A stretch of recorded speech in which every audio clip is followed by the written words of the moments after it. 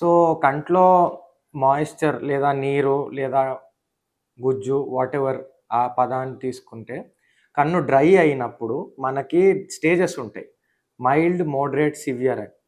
ఇప్పుడు mild, moderate స్టేజెస్‌లో పెద్దగా పేషెంట్‌కి ప్రాబ్లమ్ అనేది కేవలం కంట్లో ఏదో ఇసుక పడినట్టు, లేదా గుచ్చుకున్నట్టు, లేదా కన్ను విజన్ కొంచెం క్లియర్ లేకపోయినట్టు ఇలా ఉంటుంది. బట్ సివియర్ స్టేజ్ వచ్చినప్పుడు కొంచెం డేంజర్ కన్నుకి. ఆ సివియర్ స్టేజ్ ఉన్నప్పుడు నల్లగుడ్డు గూడా ఎఫెక్ట్ అయ్యి, చూపు తక్కువయ్యి, నల్లగుడ్డు లైట్‌ని చూడలేకపోవడం, లేదా నల్లగుడ్డు మీద ఒక తెల్లగా ఏరియా ఫార్మ్ అవ్వడము జరుగుతది.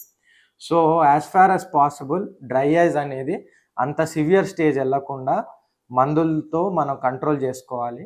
అండ్ ఒకవేళ అంత సివియర్ స్టేజ్ వచ్చినా గూడా కొన్ని సర్జరీస్ మనకు హెల్ప్ చేస్తాయి ఈ డ్రైనెస్‌ని తక్కువ జేయడం. ఆఫ్‌కోర్స్ సర్జరీ చేశాక గూడా మీరు కంట్లో డ్రాప్స్ వాడాల్సిందే ఆ డ్రైనెస్ తక్కువ అవ్వాలంటే. బట్ సివియర్ డ్రై అయి ఉంటే చూపనేది తక్కువవుతుంది. మనిషి కన్ననేది తెరవలేకపోతాడు.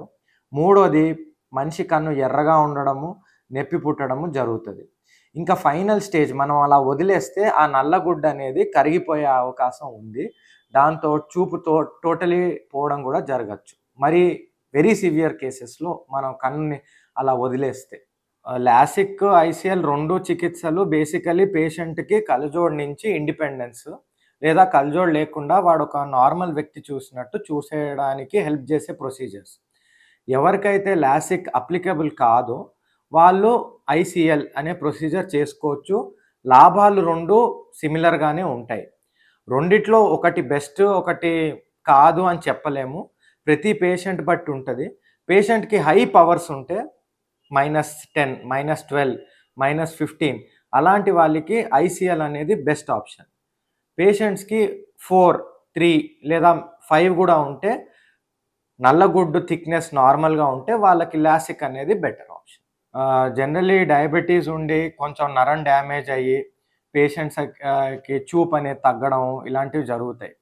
ఇలాంటి పేషెంట్స్ గూడా రేపు మొన్నాడు చనిపోయాక వాళ్ళ they can donate their eyes or their children can also give permission for donating the eyes. అంటే వాళ్ళు ఒకవేళ అనుకుంటే మా కళ్ళు డొనేట్ చేయాలనుకుంటే మీకు షుగర్ వల్ల లేదా క్యాటరాక్ట్ సర్జరీ వల్ల లేదా ఎనీ టైప్ ఆఫ్ సర్జరీ జరిగింది in the I which is related to diabetes అది కన్ను పనికొస్తుంది.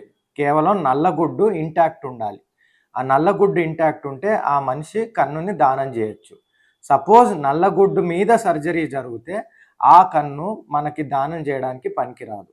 లేదా పేషెంట్‌కి హెచ్ఐవి లేదా హెపటైటిస్ లేదా వేరే నరాన్ని దెబ్బతినే రోగాలు పెద్దవేవైనా ఉంటే విచ్ ఆర్ ఇన్ఫెక్షియస్ అంటే ఒక వైరస్ వల్ల నరం దెబ్బతినింది లైక్ హర్పీస్. ఇలాంటి వాళ్ళు కన్ను డొనేషన్ చేసినప్పుడు మేము జనరలీ స్క్రీన్ చేస్తాం. స్క్రీన్ చేసి ఆ టిష్యూలో ఉంటే we will not take up. ఒకవేళ టిష్యూలో లేదు కన్ను ఆ టిష్యూ నార్మల్‌గా ఉందంటే అలాంటి వాళ్ళు కూడా కన్ను డొనేట్ చేయొచ్చు. బట్ మెయిన్ హెపటైటిస్, హెచ్ఐవి ఇంకా హర్పీస్ ఇన్ఫెక్షన్ ఉన్న వాళ్ళు కంటికి డొనేట్ చేయడానికి they are not indicated. Diabetes వల్ల కన్నులో ఏదైనా వ్యాధి వచ్చినా పేషెంట్ నల్లగుడ్డు బాగుంటే ఆ పేషెంట్ తన కన్ను డొనేట్ చేయొచ్చు. ఇప్పుడు క్యాట్రాక్ట్‌లో మామూలుగా ఇన్సిషన్ నుంచి పూర్వకాలం 6 మిల్లీమీటర్ ఇన్సిషన్ చేసేవారు. చేసి ఆ పొర లేదా క్యాట్రాక్ట్‌ని బయటికి తీసేవారు. ఇప్పుడు గత 10, 15 ఏళ్ల నుంచి ఆ ఇన్సిషన్ సైజ్ అనేది తగ్గుతూ పోయింది. వి హావ్ రీచ్డ్ టు 2.8, 2.5 ఇంకా తక్కువగా less than 2 or micro incision అంటారు. దాంతో కూడా ఈ మధ్య క్యాట్రాక్ట్ చేస్తున్నారు. లేటెస్ట్‌గా ఫెమ్టో లేజర్ అని వచ్చింది. ఆ ఫెమ్టో లేజర్ ద్వారా అంటే ఫ్లాక్స్ అంటారు procedure. Femto laser assisted cataract surgery అది లేటెస్ట్. దాంతో ఏంటంటే ఫెమ్టో లేజర్‌తో మనం పొరని ఏదైతే ఉందో దాన్ని ట్యాకిల్ చేసి చిన్న ఇన్సిషన్ ద్వారా మొత్తం లేజర్‌తోను దాన్ని తీసేయడం జరుగుతుంది. అండ్ లేటెస్ట్‌గా లెన్సెస్‌లో కూడా క్యాట్రాక్ట్ సర్జరీలో మల్టీఫోకల్, మోనోఫోకల్ లెన్సెస్ అని వచ్చాయి. దాంట్లో మల్టీఫోకల్ లెన్సెస్ ఇప్పుడు కొంచెం ప్రాముఖ్యత చెందుతున్నాయి. బట్ ఓవరాల్‌గా చూస్తే ఫ్రమ్ పాస్ట్ 15 ఇయర్స్ మనం క్యాట్రాక్ట్ సర్జరీలో ఈ femto laser assisted cataract surgery అనేది లేటెస్ట్.